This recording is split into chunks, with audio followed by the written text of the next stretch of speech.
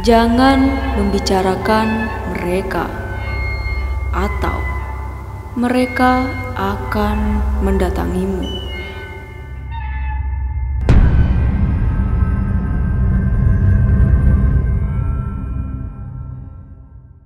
Halo Sobat Zona, bertemu kembali dengan Mimin. Saat ini kalian sedang menyaksikan Behind the Story dengan topik teror hantu kampus di Indonesia.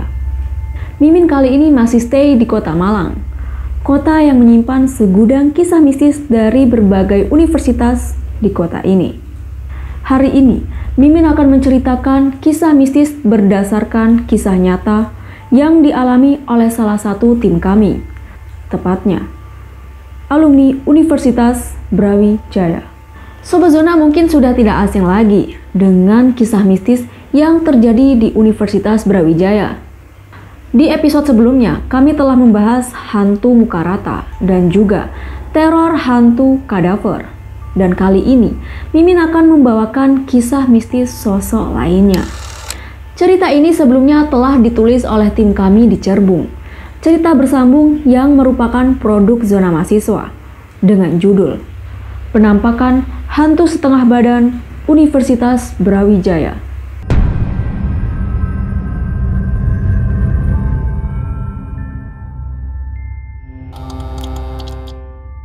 So, silahkan.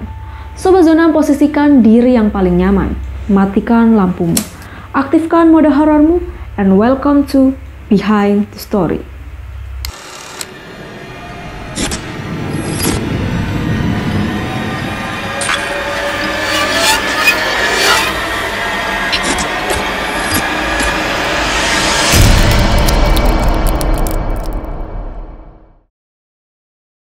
Cerita ini dialami oleh sejumlah mahasiswa yang sedang mengikuti latihan teater UKM fakultas. Hanya saja, yang benar-benar dikatakan mengalami hal mistis ini hanya satu orang mahasiswi. Sebut saja namanya adalah Sisi. Sisi ini adalah mahasiswi Fakultas Ilmu dan Budaya, jurusan Pendidikan Bahasa dan Sastra Indonesia. Seusai kuliah, Sisi selalu meluangkan waktunya untuk latihan UKM teater. Sisi ini menyukai teater sejak menduduki bangku SMA. Bahkan, ia pun rela meluangkan waktunya hingga malam hari latihan bersama teman-temannya. Di tengah kebiasaan Sisi yang latihan teater hingga larut malam, tak jarang ia menemukan sosok mistis di kampusnya.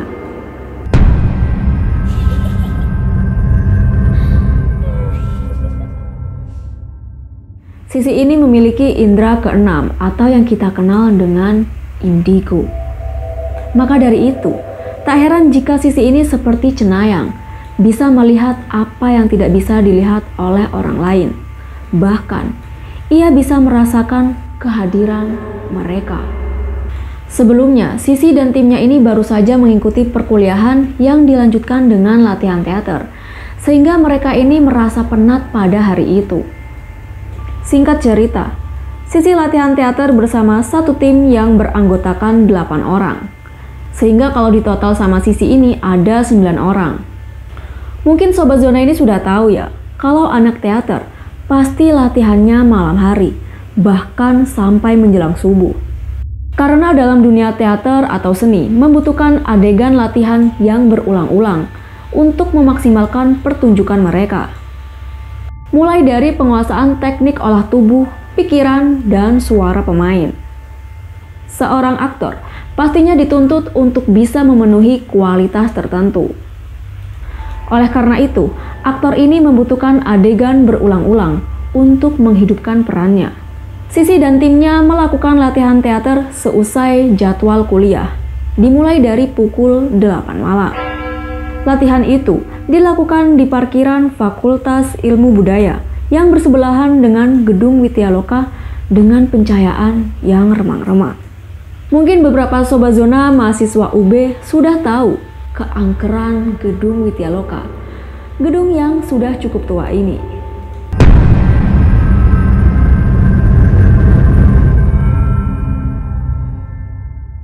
Bagi Sobat Zona yang belum tahu, Gedung Widyaloka ini adalah gedung serbaguna dengan 3 lantai.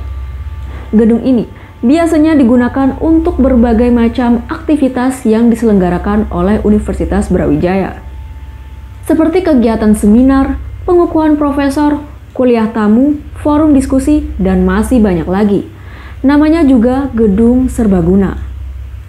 Tak hanya itu, gedung ini bisa digunakan untuk umum atau kegiatan universitas lain di Kota Malang. Sebelumnya, Sisi dan timnya ini baru saja mengikuti kelas tambahan yang kemudian dilanjutkan dengan latihan teater. Sehingga mereka merasa sangat penat sekali pada hari itu. Apalagi, latihan teater ini tidak mungkin selesai dalam waktu 2-3 jam saja. Sebagai ketua tim teater, Ahmad mengondisikan seluruh timnya untuk berbaris melingkar melakukan pemanasan terlebih dulu. Seperti yang kalian tahu ya, latihan teater ini selalu dimulai dengan pemanasan. Di mana pemanasan yang dimaksud ini tidak hanya peregangan atau latihan fisik, tetapi meliputi olah teknik suara. Namun, baru saja pemanasan dimulai, Sisi sudah mengeluh kecapean. Nang awak rasanya remuk, mari kuliah langsung latihan. Sabar sih, pemanasan sih, ben gak kaku. Rumangsamu iki aku nyapo lek gak pemanasan. Kudu kuat latihannya sampai subuh. Sisi hanya menghela nafas kesal dengan jawaban Andi. Jadwalnya di hari itu sangat menguras tenaga dan juga pikirannya. Membagi kegiatan kuliah dan kegiatan lainnya di kampus memang bukanlah hal yang mudah. Setelah dilakukan pemanasan fisik, maka dilanjutkan dengan olah teknik suara secara berpasangan. Karena totalnya ada 9 orang ya, jadi Ahmad ini membagi tim menjadi 4 kelompok. Kebetulan, Sisi dan Andi berpasangan di olah teknik suara. Latihan teknik suara merupakan pelatihan menggunakan teknik pernafasan dan juga pengucapan agar memiliki intonasi yang jelas, artikulasi yang jelas, dan sebagainya. Kemudian, Ahmad menginstruksikan kepada setiap tim yang berpasangan untuk berjarak 50 meter dalam memaksimalkan latihan teknik suara. Setelah setiap tim sudah berjarak 50 meter, Ahmad pun menginstruksikan untuk latihan teknik suara menggunakan huruf vokal berulang kali. A, I, U, E, Doi banter. O, A, I, Intonasinya U, E, diperjelas. O, A, I, Kurang kompak. U, E, O. Setelah dirasa latihan menggunakan huruf vokal sudah cukup, Ahmad pun menginstruksikan untuk latihan menggunakan kalimat. Latihan demi latihan terus berlanjut hingga ke latihan reka adegan yang dilakukan berulang kali. Nah, reka adegan ini bertujuan untuk mematangkan kesiapan tim menuju pentas seni. Hingga tak disadari oleh mereka, sudah 5 jam lamanya mereka melakukan latihan, yang artinya sudah pukul jam 1 dini hari.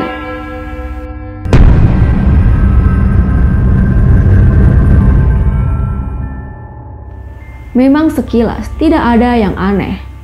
Hanya saja hari semakin malam dan suasana kampus terasa makin sepi.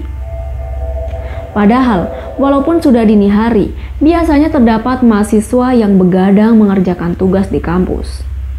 Kemudian, Ahmad memutuskan untuk mengistirahatkan seluruh tim, atau bisa dibilang memberikan waktu break untuk makan dan juga minum. Setelah mereka makan dan juga minum, mereka berpindah ke gedung Widyaloka untuk melakukan evaluasi. Ternyata, sesampainya di gedung Widyaloka ini, ada 2 orang mahasiswa yang masih mengerjakan tugas. Ahmad dan timnya menempati kursi yang tak jauh dari 2 mahasiswi tadi. Namun Ahmad ini memilih berdiri untuk menjelaskan apa saja yang perlu dievaluasi.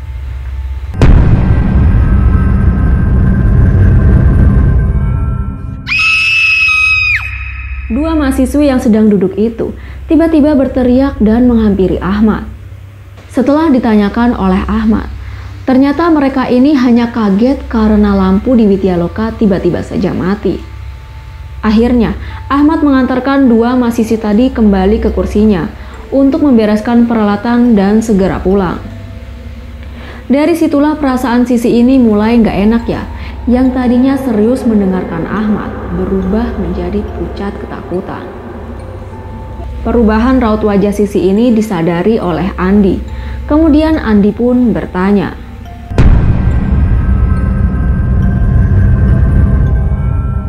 Apa sis? Awakmu ndelok sesuatu ah? Enggak, mei moro-moro aku diae. Andi sebagai teman dari maba ini tahu ya kalau Sisi ini sensitif terhadap hal-hal yang mistis. Sehingga dari tadi ia tuh khawatir jika Sisi melihat sesuatu. Kemudian Ahmad yang baru saja mengantarkan 2 boneng tadi kembali ke forum dan melanjutkan evaluasinya. Setelah evaluasi dirasa cukup, Ahmad memberikan semangat ke seluruh tim untuk memaksimalkan latihan sebelum pentas. Setelah itu, seluruh tim tidak segera pulang, malah melanjutkan latihan dialog karena masih semangat. Padahal, jam telah menunjukkan pukul 2 dini hari. Semenjak kejadian lampu mati tadi, Sisi ini merasa gelisah. Dia berpikir bahwasanya itu adalah pertanda ada sosok yang mengintainya.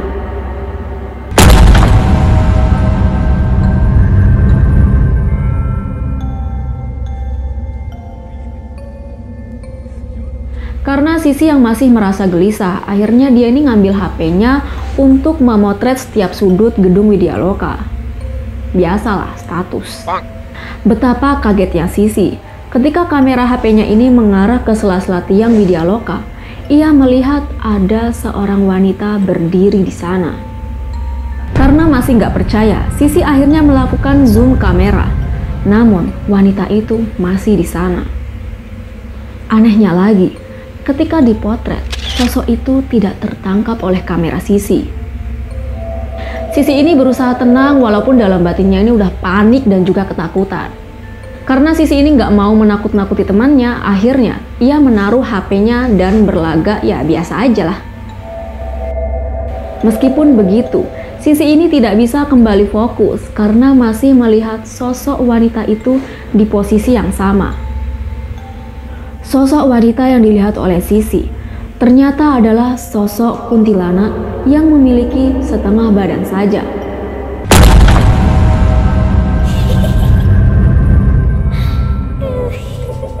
Kemudian, Sisi menepuk bahu Andi di sebelahnya dan menanyakan kepadanya.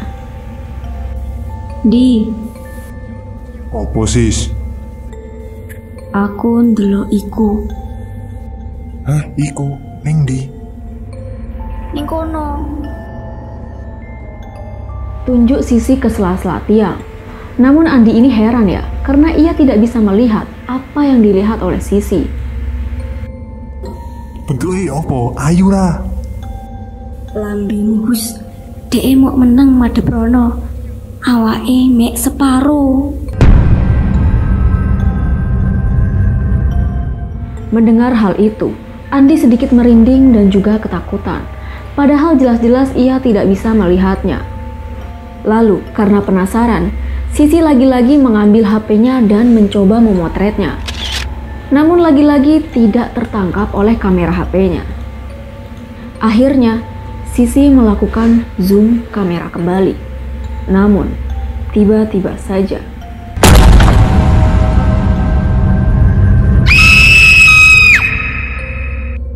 sontak, Sisi teriak kaget dan melempar HP-nya.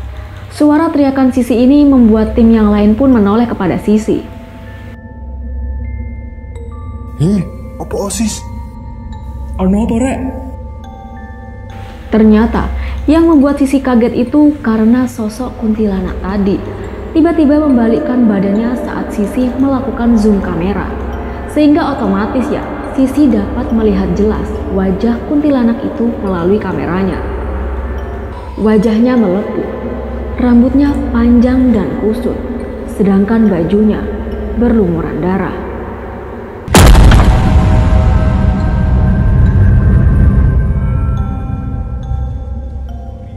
Menyadari hal itu, Ahmad sang penanggung jawab pun mengakhiri latihan mereka pada hari itu. Apalagi melihat tim lain yang sudah ketakutan mendengar teriakan Sisi tadi. Mereka ini juga tahu kalau Sisi pasti baru saja melihat hal-hal mistis. Setelah tim yang lain sudah bergegas pulang dan Sisi sudah merasa tenang, akhirnya Sisi berani mendongakkan kepalanya lagi. Namun Sisi ini malah kaget ya, karena sosok itu tadi tidak ada di sana. Piye, wis tenang ah. Mbak Nandi. Mbak Sopo? Ora usah goleki lek ancen wis gak ono. Mbak Kunti penunggu Whitlock mau ning kono. Tunjuk Sisi ke sela-sela tiang tadi. Namun, tiba-tiba saja Sisi merasa merinding. Ia seakan merasa ya, kalau Mbak tadi ini tidak ingin dibicarakan olehnya, yang artinya Mbak tersebut masih berada di sekitar Sisi. Dari ekor matanya saja, Sisi ini bisa melihat bahwa Mbak Kunti tadi baru saja lewat di belakangnya. Karena penasaran ya, Sisi pun menoleh ke belakang, bersamaan dengan Ahmad dan juga Andi yang ikut menoleh. Dan ternyata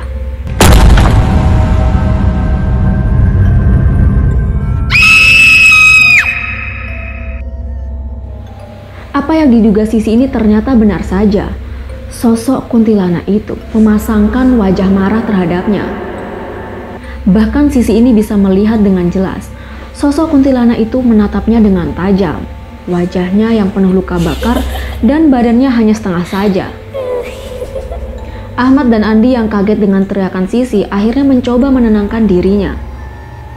Wis. Ayo mulai saiki.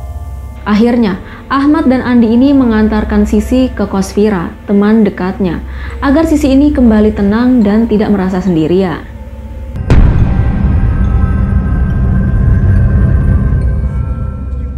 Keesokan harinya, seusai kuliah, Sisi tetap saja mengikuti latihan teater, seperti tidak terjadi apa-apa sebelumnya.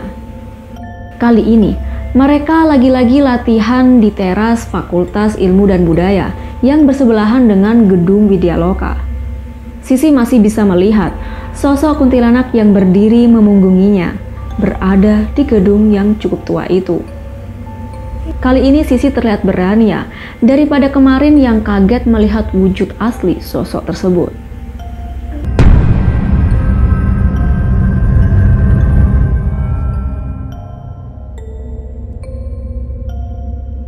Namun pada akhirnya, Sisi ini harus terbiasa ya, dengan kehadiran sosok kuntilanak di gedung Widyaloka itu.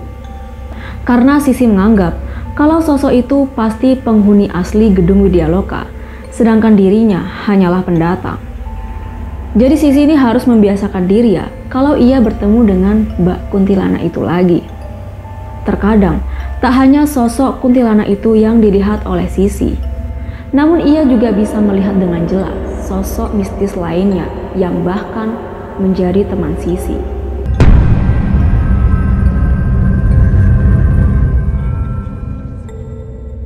Bagaimana Sobat Zona? Apakah kalian percaya bahwa ada sosok kuntilanak setengah badan yang menjadi penunggu di gedung Widyaloka? Atau jangan-jangan sosok kuntilanak itu masih ada hingga saat ini? Sobat Zona bisa percaya atau tidak, silahkan. Kalian juga bisa komen kampus mana lagi yang akan diulas selanjutnya. Jika kalian memiliki pengalaman horor di kampus, kalian juga bisa menceritakan kepada kami di email berikut ini. Oke, thank you for enjoy the video and see you next di kisah mistis kampus berikutnya.